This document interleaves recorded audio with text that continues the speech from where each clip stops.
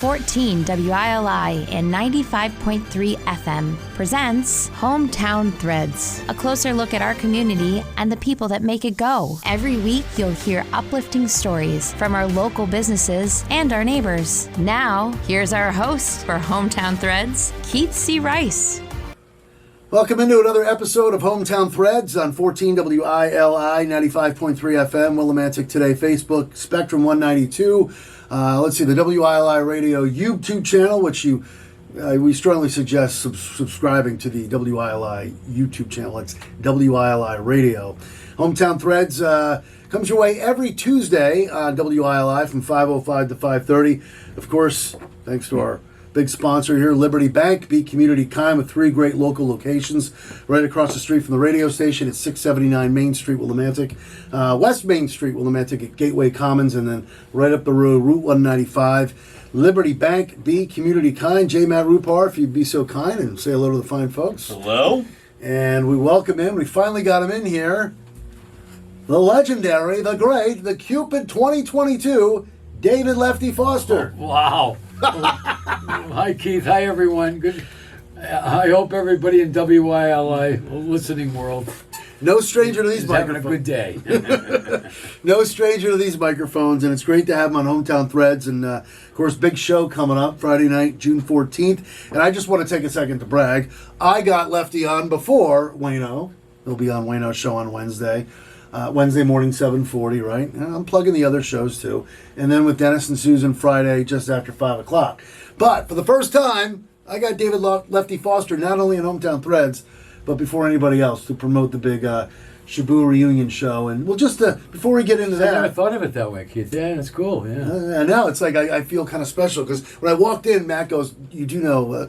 Lefty's going to be on with Dennis and Susan, and I forgot Wayne. I forgot when the Wayne interview was. And I said, that's all right, I got him first. So It's true. I mean, I can't believe you jumped in front of Dennis and Susan. And Wayne. And Ringo. And Ringo, right. That's what my new nickname for Wayne now. I call him Ringo. Yeah, tell us about that. Well, he's got so many rings from, Yukon Championships. Every time I see him, it's like, oh my God, you got a lot of weight on your hand there. They're calling him Blingo. So I call him Ringo every time I see him now. It's like, I said, you should play drums in the band. You could be, Ringo. He must love it. He must eat that up. Oh, he deserves it. He's a sweetheart, Well, it's great to have you here in Hometown Threads, and I want to, well, first of all, I got to share a personal thing here with Lefty. I was honored that you would ask me. We shared an experience of a lifetime. Lefty and I are huge Celtics fans, and I just got to say, thank you so much for asking me a couple weeks ago to go to Game 1 of the Eastern Conference Finals. And could you just take a brief second to tell us how that night was for you? Well, it was a wonderful night, and the reason it was a wonderful night is from my friend James Montgomery, who will be on the show, by the way, on the 14th. Mm-hmm. He's coming to town, but he's friends with the owner of the Celtics, Wyclef Grousbeck, and Wyclef, everybody just calls him Wick, for short.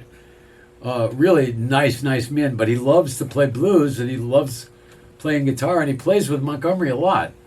So Montgomery, knowing that I was a Celtic maniac, had a fundraiser to do in Greenwich, which was where Wick resides. That's where his home is, in Greenwich, Connecticut. And it happened to be for a charity that I really strongly love, and it's Big Brothers and Sisters of Connecticut. So when James told me about that and invited me to play and said, Wick's going to be playing with the band, I went, oh my God, I'll get to meet him.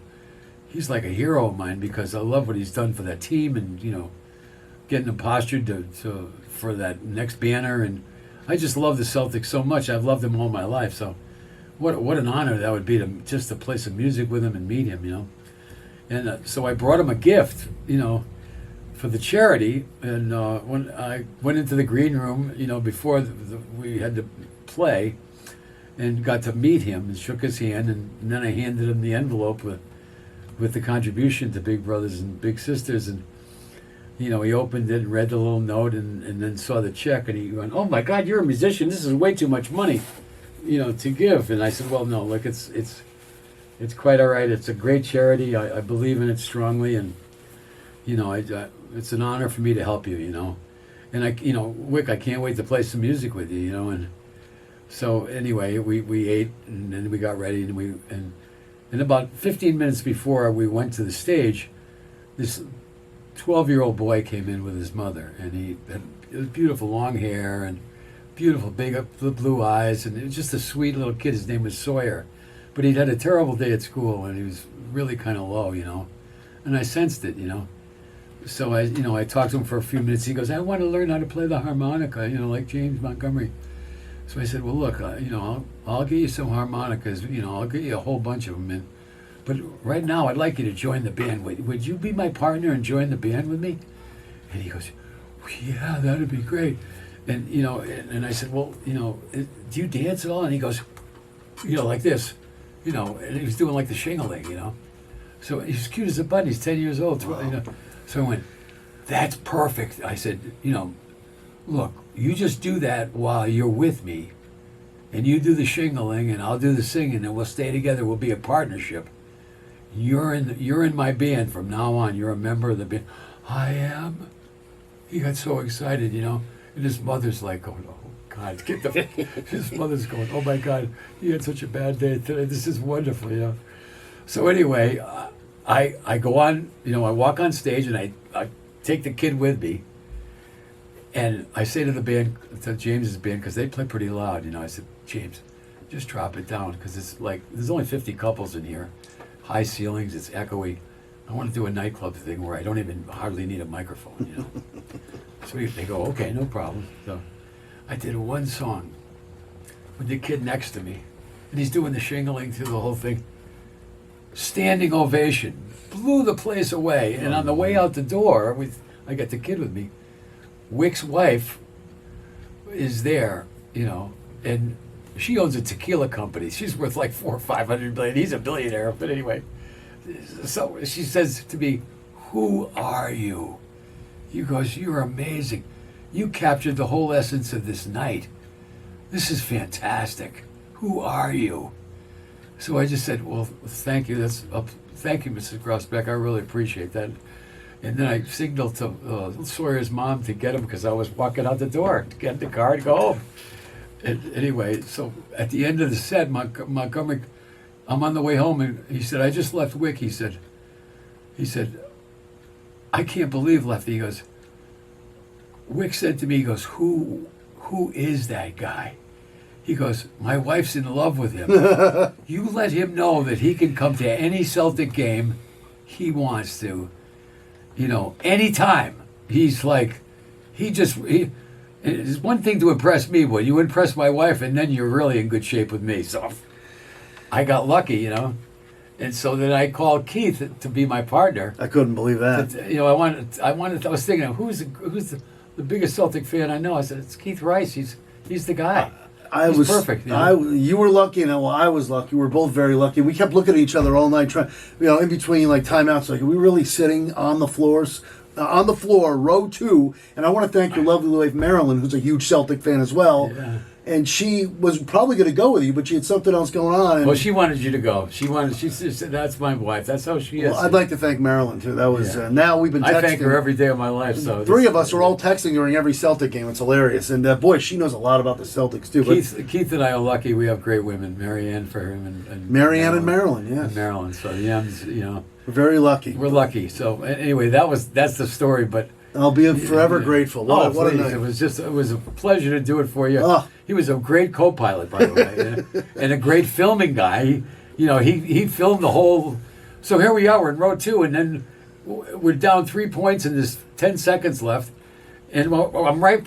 The 2 of us are right behind Drew, and he takes it out, gives it to Jalen in the corner. Jalen hits the 3, ties it up. I got the game time. Place goes ballistic, right? And then he's filming me going crazy like a 10-year-old. So we got to keep these memories left. Yeah, then we got to meet.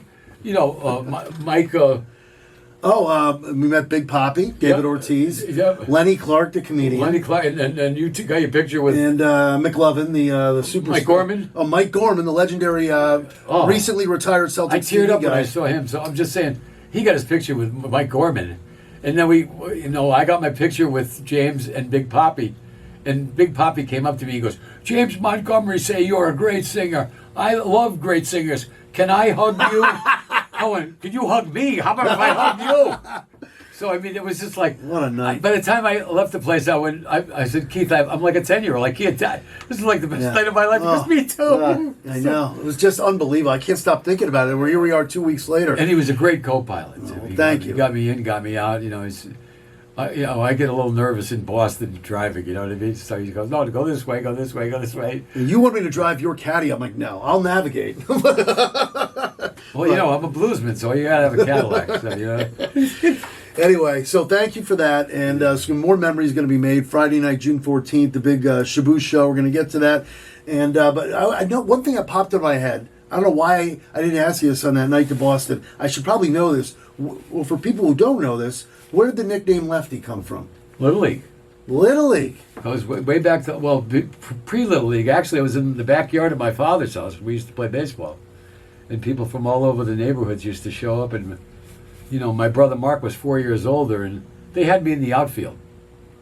So, all the older guys in the neighborhood were saying, "Geez, he seems to be, really challenged with the way he throws. It's like he might be a left-hander, So, they waved me in, and, and I had my curly hair and buck teeth, and I was a little goofy kid. I was sort of like Larry Mondello from Leave It to Beaver, you know what I mean? I was thinking one of the guys from Sandlot. Remember the movie Sandlot? Yeah, perfect, yeah. That's what I was. I was like, The dork from Sandlot. I was like a little kid, It was like, it was a mess, So they waved me in, and they go, David, did you ever try throwing the ball with your left hand? I went, no, I was like 5 years old, So they went, well, it's just, here's a ball, just throw it with the left hand, see what happens.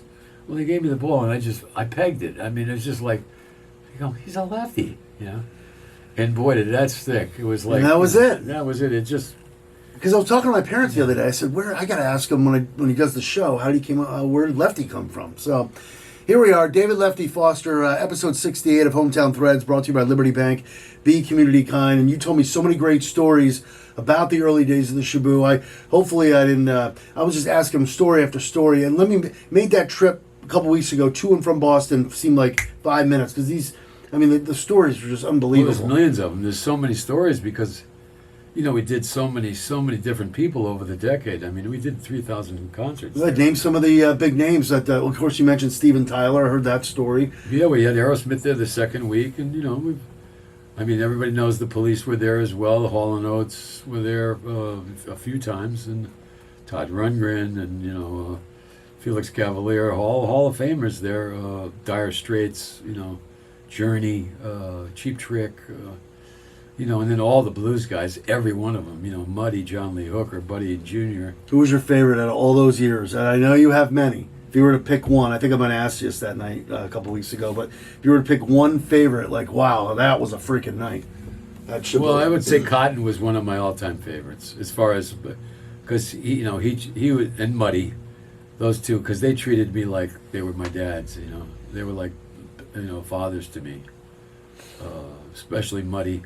And then Cotton was sort of more like a big brother to me. But, Cotton took me to Atlanta, Georgia, took me on tour with him. He'd buy me a suite in Atlanta for the week. I'm on Peachtree Street across from the Fox Theater, at Alex Cooley's Electric Ballroom, and he's destroying the place every night, And then I went there with B.B. King. I was about to say, mention your relationship with B.B. King. You were on tour with him. B.B. King, I did 100 cities singing with him. 100 cities with B.B. King. Yeah, 100 cities. Wow. Every theater in the Northeast I did with him. Yeah. So you name one. Did he ever come to Willimantic? B.B. He came to Shabu. He came to Shabu. Yeah, he came to Shabu. That's where I met him, and that's where the relationship started. And then, I think 35 or 36 years ago, he brought me on stage. I was 21 years old to sing with the B.B. And how old was he at the time? He was probably 60-something, 61, 62. How about that? Yeah. And he was, he didn't bring white unknown. He would bring like a Jimmy Vaughn up, but he wouldn't, you know what I mean? He wouldn't bring somebody up that wasn't really famous unless he really thought they could sing. And I had opened enough shows for him where the whole band had watched all the shows that we'd opened for him. And they just went, this band's spectacular. Who is this? You know, I mean, they used to come early, the band, just to watch us play, to open for them. Wow. And then BB would come to our dressing room before he went on, and he'd thank us for playing with him. We're going, no, Mr. King, we're bowing. We're bowing to him. We're going, well, thank you for letting us be on your show. You know, thank you for sharing your audience with us so we could get to play for your audience. That is incredible. I mean, that's how the nice BB King was, you know. He was the nicest man. He was just so sweet. And Muddy was wonderful to me, too, because, you know, he refused to call me Lefty. He called me Lucky, you know. He goes, let's get Lucky up here. I goes, Muddy, it's Lefty. He goes, okay, Lucky. Okay, yeah, love it. He just wouldn't call me Lefty, you know. So, you know, I asked one of the guys in his band, I said, why does he won't call me Lefty? Why does he call me Lucky? He goes, anybody that's your age that owns a nightclub like this is lucky. Oh, I love it. And I went, yeah, that's true. We should also mention, because we want to get to the show, June 14th, we're going to talk a lot about that, but one more Aerosmith note, that well-known song, Dream On, that was first, right? Correct me if I'm wrong. First time they ever played First time ever played it was at Shabu. Yeah, and it was the second week we were open, yeah. And WILI, of course, we talked about this, Lefty, you and I, at WILI, 'cause I was really young. Actually, it was probably before, I was born in 72, but... the Sunday nights WILI radio series. Were all Shabu shows. We had a secret switch at the board. And if we just hit the switch, it went right into this radio station. How about that, man? Huh? Every single week for 10 years. No, Les Morel was the Les guy. Morel was the board up. He was the guy that started it. And, he started it and did all the work to.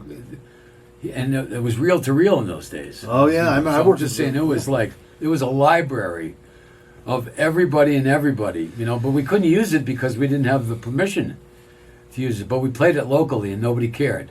And how many years did ILI do the Sunday night series? Oh my God, dude. 15, 16 years. After we were closed, they were still playing. Wow. Still doing it.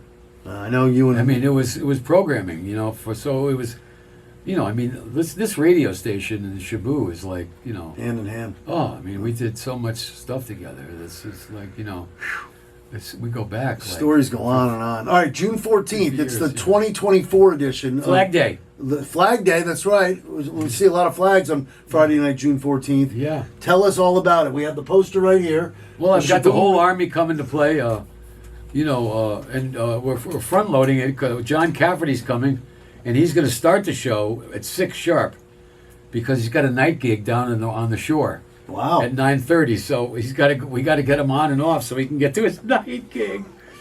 And so he's usually the guy that closes. So, you know, it'll help because we'll get a big crowd there early, you know, to see John. Because, I mean, he's huge. He's a national star, so... On the dark side, right? On the dark side. I mean, you know, he plays all over the world, and, you know, he'll be famous forever and ever and ever and ever from that one song. And he's had a few hits, you know, C-I-T-Y. Living in the C-I-T-Y. That's right. I forgot about that one. No, he's got a bunch of them. So I'm just saying...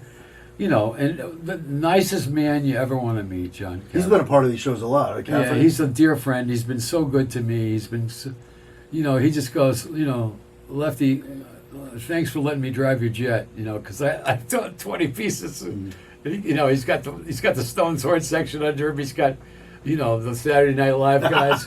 He's going, this is like driving a jet, man. It's like, you know, he's used to the small thing, you know, 5 guys, you know, going on ripping, you know. So Cafferty kicks it off. Now, who's your MC? Who's hosting? Well, then I'll probably have Montgomery do most of the introduction of, you know, the flow. Montgomery will do? Okay. You know, unless I'm on stage, and then I'll introduce people that I want to feature too. And you know, there's so many people that are coming. Yeah, you know, I was there last year. Yeah, you. Now that I think about it, you're pretty much emceeing the show. Yeah. I mean, once I get on. Yeah. You know, it's just it's just something where there's times where I want to share the stage with there's so much great talent there, and I want to give them their cameos. You know what I mean? So what else can we expect? Christine Ullman from Saturday Night Live. Christine Ullman, Cliff Goodwin. Yeah, Cliff Goodwin will be there. Is this kind of like rough? Yep, Jeff Pitchell. Yep. Is this kind of like the order here? Well, it's just all the people that are on it. It's not in order, but it's just all these names here are the Uptown Horn guys. Uptown Horn from guys. The Stones. And then, Baron Raymond Day is the alto player who played with Rod Stewart, and then Billy Holloman did all the arrangements. So Barry Ramonde played with Rod Stewart. Okay. Yeah, Billy Holloman did all the arrangements on the new Springsteen record. Okay, look at On that. the new one. On the new one. Yeah, he did all the arrangements. Gates open at 5 at Gilson Square, the Shabu stage rather. Mitch Jakura, remember, all those years with Joe Cocker and Joe Cock, yeah. Jay Giles, and then my drummers from Jay Giles, and Marty Richards. So I mean, it's just a monstrous crew, and then I have some surprises too. Then I won't say anything. Well, turn around and tell us. I have some surprises. There we go. We got to get that on mic there. Yeah, I'm sorry. That's all right. Excuse me. Yeah. You always have some surprises. I always have some surprises, so I have to keep it a surprise. Well, that's a good thing because once again, I'm honored to get you first before Wayno and then Dennis and Susan. But also want to talk about obviously all the proceeds benefit the Covenant Soup Kitchen. All the beer sales, and Tony's is going to sell pizza. Tony's will have pizza there. Yep, they're going to sell pizza like crazy, and then Mama's has been nice enough to. Mama's too. Well, they're going to do the catering to feed all the musicians. That's right. The beer and soda. That's right. The beer. They soda. just have what they do is they have to have their IDs checked to drink, and then they buy beer tickets. Beer, soda, as he just said, beer, soda, and food proceeds. That all goes to the Covenant Soup. Yes, and then we're going to pass the pail, hopefully later, to help defray some of the costs of all the musicians that I'm paying for and the production and all that other stuff. Wow. So how many years have you done this now? It's every summer usually, right? All I know is I've never played that park where I haven't done it for a charity. So, and I usually do it every year. So I don't know. The last 15 years, I guess. As soon as it was doable to, where it had lawn on it, then I used to rent the roof and the stage. Remember before you told me that story how that thing was built. Oh yeah, and that was the thing is when when they came to me and said, "Would you be interested in making a stage for the town?" I said, here's the deal, If you build it to my spec, I'll give you a lot of money. If you don't build it to my spec, you'll get no money because I'm not going to invest in a mistake. I'm not going to waste the foundation money on a mistake. So, anything else you'd like to say about this big show Friday night, June 14th, which is coming right up? It's important. It's an important time because there's a lot of people struggling right now, and there's a lot of people that need spiritually to hear some good music and just have a nice evening out where everybody can afford it. I mean, everybody can afford this gig. You know what I mean? It's free. I don't care who you are. If you're penniless, you can afford it because you don't need anything. You know what I'm saying? I'm sure if you didn't have any money, somebody will buy you a beer. You know what I mean? So I mean, it's just something, or they'll buy you some soda or some water or whatever. But I mean, you could bring your lawn chairs and or blankets, and that's all you got to bring. And, that's important. Don't bring any liquids though. Don't bring anything like of your own because that's what they're going to check for. Because we're selling it. Right. Beer, soda, food, all there. Can you, off the top of your head, know what kind of? You mentioned the pizza, Tony, and wine too. There's going to be wine there. There's going to be wine as well. Yeah. Is it Willie Brew or anyway? It's Willie Brew. Is going to do all that beer stuff for us. David Wallner, thank God, God bless him. Yeah.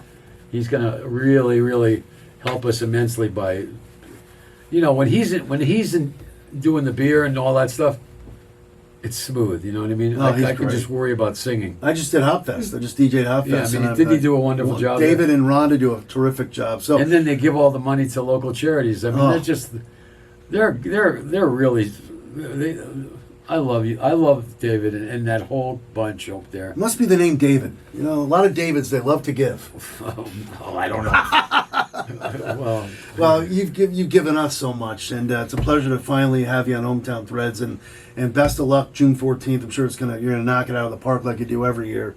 So, and Keith, you're the best. You know that. No, stop it. I love you, brother. You're a good young man. Go Celtics. Anyway, Celtics. Quick prediction: Celtics Mavericks. Let's hear it. The Celtics in 6. Celtics in 6. You heard it here first. Celtics in 6. David Lefty Foster, June 14th, Friday night, Shabu stage, the big Shabu reunion. Get over there. It's absolutely free, but as he said, don't bring any liquids or food. They're going to have it there for you. Beer, food, soda, all that. All proceeds benefit the Covenant Soup Kitchen. Thank you again, Lefty.